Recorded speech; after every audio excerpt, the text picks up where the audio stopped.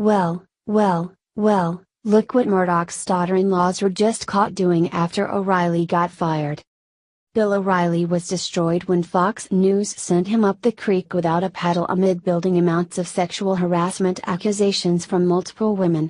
While some people claim his off-air personality matches the harassment accusations, I'm one of the people who wonder if a woman doesn't know the difference between a guy being a sarcastic jerk and a real creeper. What was Bill? I don't know. What I do know, according to reports, is that James Murdoch's wife sure seems like a liberal. She apparently works for the Clinton Climate Initiative. For Fox News to fire Bill O'Reilly over accusations means there might be a liberal hiding in the dark who is throwing their opinion around hard enough for people to believe it and fire someone. Is that Murdoch's daughter-in-laws?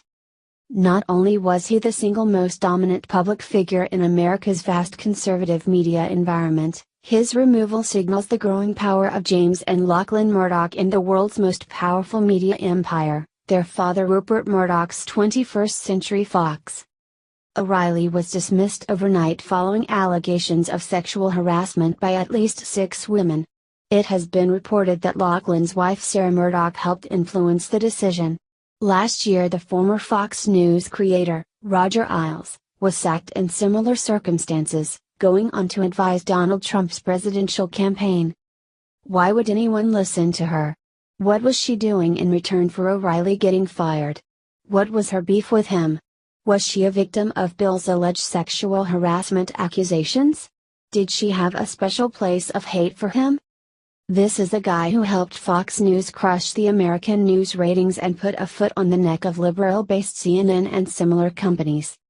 O'Reilly has been a towering figure in American politics and culture since Murdoch and Ailes began to build the conservative Fox News channel and its identity around him in 1996. His evening talk program, The O'Reilly Factor, was combative and trenchantly conservative, setting the tone for the entire channel, which soon came to dominate cable news and, in turn, the entire American news landscape. In January 2014, Fox News marked its 145th consecutive month as the #1 rated cable news channel in the U.S. Sydney Morning Herald. A figure well known and trusted. Even if people didn't agree with Bill O'Reilly, they still watched to see what he would do next. When Fox News finally became the #1 ranked cable news channel in USA, there was a lot of that success because of Bill. And how is he repaid? What are the Murdoch girls up to? For starters, one of them is a Clinton Climate Initiative employee. That smells like a conflict of interest waiting to happen if you ask me. Or did it already happen? James Murdoch's wife works for the Clinton Climate Initiative. She is an outspoken hater of President Trump on Twitter, and much of her hate is directed at his refusal to accept that man-made climate warming cooling change is settled science. Here are a few examples of the hate she spews for Donald Trump on Twitter. How can you be in the Murdoch family and have this much hate for conservatives and Republicans? The funny part is that she's in a famous family who is probably super wealthy, and she stinks at Twitter. How many people are listening to her? Not that many. She's preaching to an echo chamber. She's spewing her hate to an empty room full of people who care. I'm not famous or in a famous family, but even I can generate a few more retweets than Catherine Murdoch. Murdoch's support for Trump distinguishes him from some of his children, including James, who told more than one friend of his dismay that his father was backing the Trump candidacy. James's wife, Catherine, backed Hillary Clinton during the campaign and has been a vocal critic of the new president on Twitter. In September, Catherine tweeted, "A vote for Trump is a vote for climate catastrophe," while on the night of the president's stunning election victory she wrote, "I can't believe this is happening. I am so ashamed." This is proof that Daddy knows best. Always listen to your father, he usually knows what's best because he listened to his own father. Not only that, but men are sometimes better at making mistakes and learning from them. In this case, the Murdoch girls should have definitely been more like their father. How does James Murdoch wake up next to Catherine every morning knowing she's a Clinton crusader and Trump hater? I guess it's no big deal. When your wife barely has any followers on Twitter, then it's not like she's making huge headlines anyway. At least not until now, when she ends up at the business end of me typing. Shall we tweet this to her? There's a good chance she'll respond. No one else really talks to her on Twitter. Maybe we can be besties. Online only. I'm married, she'll have to keep it professional, of course. James and Catherine are committed environmentalists. She is on the board of the Environmental Defense Fund, which a Fox News report recently labeled a left-wing group, while James wrote in the Washington Post in 2009 that conservation-minded conservatives were missing in the heated partisanship of today's politics. Financial Times. Nothing wrong with loving your environment, but that doesn't mean you're qualified to chime in on things like Bill O'Reilly getting fired. Keep talking about making the air smell great, but keep your nose out of other things that don't exactly pertain to you or your career. 103,000 Muslims in Michigan just got some awful news.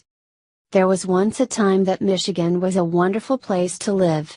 However, with the influx of Muslims entering Michigan, the state has become a shadow of its former self. For instance, Dearborn, Michigan is almost unrecognizable as a U.S. city. These Muslims in this city believe that since they are the majority, they have the right to impose their beliefs on others. Well, that is not how it works, guys, at all. Well, that is not how it works in America, guys. There will always be a culture clash with Muslims. See, their religion of Islam does not allow them to assimilate into Western culture. They truly believe that they have to conquer Western nations and kill those who do not bow to Islam. The entire goal of this religion is to dominate the world, and the left is allowing it to happen with political correctness. For years, Muslims have been trying to implement Sharia law here in America. It has been a quiet campaign that has literally gone unnoticed until recently. However, one Michigan state representative has noticed this and is now doing her very best to stop it. Representative Michelle Hoytinga has recently introduced a piece of legislation that will stop Michigan courts from using foreign laws when rendering judicial decisions. The law does not specifically mention Muslims, but it will prevent Muslims from enforcing Sharia law in Michigan. According to Truth Monitor, Hoytinga introduced the law after a Muslim doctor was arrested in Detroit for committing female genital mutilation.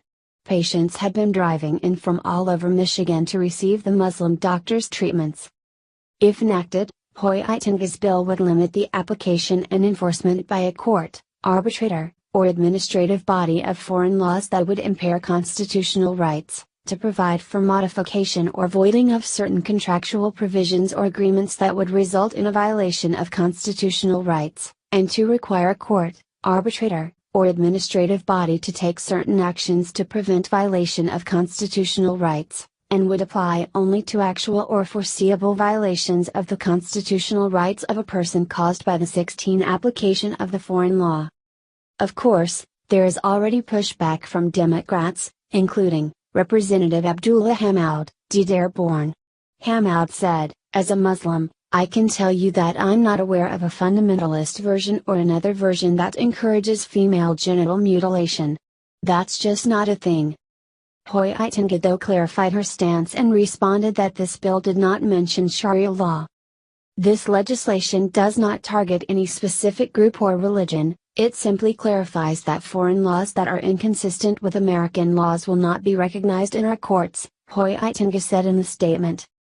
It's important to affirm our state and federal constitutions and the freedoms they provide, as they are constantly under assault. A clear message must be sent that our state will not tolerate the application of any law that would result in inhumane actions against women and children, even if such are accepted in other countries. It is obvious that Hoytinga has a tough battle ahead of her, so we must show our support. We have to push back against Sharia law and reclaim our country, and fast.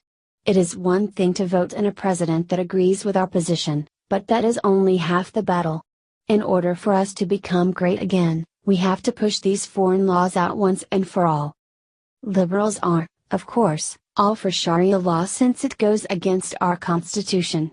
They want America to fail so they can have their one world government. That is not going to happen if we don't allow, so we need to join hands and push back against this Islamic indoctrination. Show your support for Representative Michelle Hoytinga bill by sharing this report. Let us know what you think in the comments below. Tells thwarted Euro train attack. Actor, filmmaker and true American patriot Clint Eastwood has reportedly agreed to direct an upcoming film, The 1517 to Paris, based on the experiences of 3 Americans who halted an Islamist terror attack aboard a train in 2015. As reported at the time by The Guardian, on August 21, 2015, these 3 Anthony Sadler, Oregon National Guardsman Alexander Scarlatos and former U.S. Airman Spencer Stone, overpowered a heavily armed Islamic gunman who had opened fire on a high-speed train traveling from Amsterdam to Paris, stopping what could have been a deadly terrorist attack. What happened that day has since become legendary, with the 3 having published a book last year detailing their harrowing experiences aboard the train. The movie was reportedly based on this book. According to Deadline Hollywood, Eastwood intends to begin casting right away to start production later this year and will be producing alongside Tim Moore, Christina Rivera, and Jessica Meyer, as well as with the help of scriptwriter Dorothy Bliskel.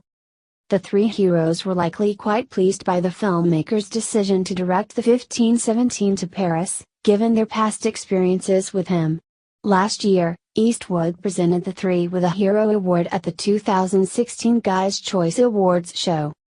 "I'm such a huge Clint Eastwood fan," Scarlatos later told People magazine.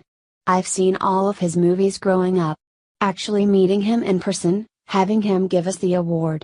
Then we talked with him for like 10 minutes afterwards. It was one of the coolest experiences that has happened to us so far." Speaking last November with Breitbart, Sadler added that the 3 of them didn't consider themselves heroes, just regular guys put in a situation that demanded their best. The narrative is often, "Oh, yeah, the military is why these guys were able to do that," but I think the book portrays us as just the 3 regular friends, 20-something friends that we were, and that we were just put in an extraordinary situation, he said. "The circumstances just kind of fell into place where we were able to act and not only save ourselves, but everybody else," he added. Wow. That's called humility, and unlike the radical Islamic terrorists who are probably stewing in their own filth over the production of the trio's upcoming film, these 3 clearly have plenty of it. Kudos. Please share this story on Facebook and Twitter and let us know what you think about Clint Eastwood's next project. What do you think about this upcoming film? Scroll down to comment below.